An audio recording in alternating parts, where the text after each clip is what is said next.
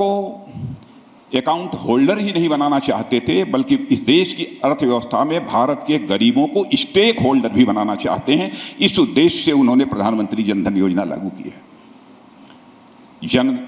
जनधन, आधार और मोबाइल, यह त्रिमूर्ति ने देश में डिजिटल इकोनॉमी को एक मजबूती दी है। और मैं कह सकता हूं कि दुनिया के दूसरे देश इस पर आश्चर्य भी व्यक्त कर रहे हैं। आज भारत में डिजिटाइजेशन की रफ्तार 30% से अधिक है। जो डेवलप्ड और उभरती जो अर्थव्यवस्थाएं हैं, मैं कह सकता हूं उन सारी अर्थव्यवस्थाओं से भी यह अधिक है। मित्रों, इस स्वयं की रणनीति का यह परिणाम हुआ है कि जो देश का डिलीवरी मैकेनिज्म है उसमें बहुत सुधार हुआ है, और केवल सुधार ही नहीं हुआ है बल्कि उसमें ट्रांसपेरेंसी भी आई है। ऐसा नहीं है कि हमारी सरकार ने देश की जीडीपी में सब्सिडी का प्रतिशत बढ़ा दिया है, ऐसा भी नहीं है। 2000 में मैं आपको याद दिलाना चाहता हूं, टोटल सब्सिडी जीडीपी की 2% थी, और 2022 में भी यह केवल 2% के ही आसपास थी।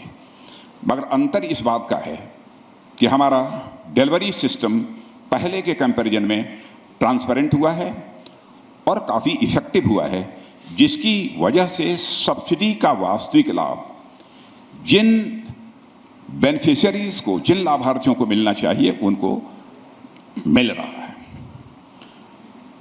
अब बैंकों में यह अकाउंट खुल जाने से भारत के गरीबों को हर योजना का सीधा लाभ उन्हें प्राप्त हो रहा है। मैं आपको याद दिलाना चाहता हूं, जब राजीव गांधी जी हमारे भारत के प्रधानमंत्री थे, वैसे मैं किसी प्रधानमंत्री की आज तक कभी मैंने आलोचना नहीं की है और मैं करना भी नहीं चाहता हूं। और राजीव गांधी जी की भी हमारे देश के प्रधानमंत्री रहे हैं, उनके प्रति मेरे मन में सम्मान है और मैं सम्मान की ही अभिव्यक्ति करता हूं। लेकिन मैं कह सकता हूं कि बड़ी ईमानदारी से उन्होंने एक चिंता व्यक्त की थी। क्या करें, हम ऊपर से 100 पैसा नीचे के लिए भेजते हैं, लेकिन बामुश्किल नीचे 15 पैसा लोगों की जेबों तक पहुंच पाता है, यह राजीव गांधी जी ने कहा था। लेकिन आज मैं पूरे विश्वास के साथ कह सकता हूं मित्रों, यदि आज हमारी गवर्नमेंट 100 पैसा ऊपर से भेजती है तो 100 का 100 पैसा यह गरीबों की जेब में पहुंचता है, 1 पैसा भी उधर उधर नहीं जाने पाता। भ्रष्टाचार की चर्चा होती है। मैं यह दावा नहीं करना चाहता कि भ्रष्टाचार को आमूल चूल हम लोगों ने समाप्त कर दिया, लेकिन उसको मिनिमाइज करने की दिशा में हम लोगों ने इफेक्टिव स्टेप्स लिए हैं, यह बात मैं कह सकता हूं। और मेरा यह मानना है कि भ्रष्टाचार को मिनिमाइज करना चाहते हैं, कम करना चाहते हैं, तो केवल भाषण देकर कम नहीं किया जा सकता, बल्कि सिस्टम में बदलाव लाकर ही उसे कम किया जा सकता है। और हमारी गवर्नमेंट ने जो कुछ भी किया है, मैं कह सकता हूं आज हमारे पूर्व प्रधानमंत्री राजीव गांधी जी होते तो निश्चित रूप से उन्हें यह देखकर सुखद अनुभूति होती, मेरा यह मानना है। साथियों, कभी कैश लेन देन के ऊपर पूरी तरह से जो भारत निर्भर रहता था, मैं कह सकता हूं आज सिर्फ एक महीने में 6 बिलियन डिजिटल ट्रांजैक्शन के माध्यम से 10 ट्रिलियन रुपयों का लेन देन यही भारत कर रहा है। और एक गैर सरकारी रिपोर्ट बीसीजी फोन पे के माध्यम से जो मुझे जानकारी प्राप्त हुई है, 2026 में भारत में 65% लेन देन यानी ट्रांजैक्शन ये डिजिटल होंगे और इसका मूल्य करीब $10 ट्रिलियन का होगा।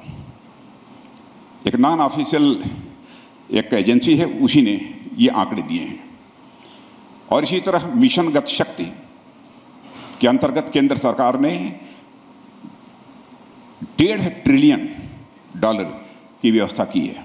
यह नेशनल इंफ्रास्ट्रक्चर पाइपलाइन तैयार करने का निर्णय हमारी गवर्नमेंट का है, इसलिए किया है, लगभग 100 लाख करोड़ रुपए का। इसके अंतर्गत एक ऐसा multi modal connectivity infrastructure master plan बनाया गया है जो देश में highways, roadways, railways, waterways, Airways, metro rail बनाने की दिशा में तेजी के साथ काम कर रहा है। और मित्रों, एक समय था जब केवल अमीर आदमी ही हवाई यात्रा कर सकता था, लेकिन उड़ान योजना के बाद एक करिश्मेटिक काम हुआ है कि आज हवाई चप्पल पहनने वाला व्यक्ति भी इस 5 रुपए प्रति किलोमीटर की दर से आज वह भी हवाई यात्रा कर सकता है। पहले मेट्रो कलकत्ता में थी और बाद में फिर दिल्ली में हुई, लेकिन आज मैं कह सकता हूं कि छोटे छोटे महानगरों में भी अब आपको मेट्रो रेल की सुविधाएं जो है देखने को मिलेंगे। सब मिला जुलाकर मुझे कहना हो तो मैं कह सकता हूं कि पूरे देश में एक वर्ल्ड क्लास इंफ्रास्ट्रक्चर बने, इस दिशा में हमारी गवर्नमेंट तेजी के साथ काम कर रही है। आज इस तरह की इंफ्रास्ट्रक्चर पाइपलाइन संभवतः चीन को छोड़कर शायद दुनिया में कहीं और नहीं है, परंतु चीन में भी अब स्लो डाउन चल रहा है और भारत में यह बात भी आप कह सकते हैं, कभी कोई कल्पना नहीं करता था 37 kilometre 37 kilometre per day highways का निर्माण हो रहा है। मुझे याद है कि जिस समय अटल जी ने इस कैंपेन को प्रारंभ किया था तो उस समय 18 सरफेस ट्रांसपोर्ट मिनिस्टर उस समय मैं ही था, 10-11 महीने के लिए पहले मैं ही बना था। 18 किलोमीटर 19 किलोमीटर सड़कें यदि बनती थी पर डे, लोग कहते थे क्या बात है। आज वह करिश्मा हो गया कि 37 किलोमीटर रोड्स प्रतिदिन बन रही हैं।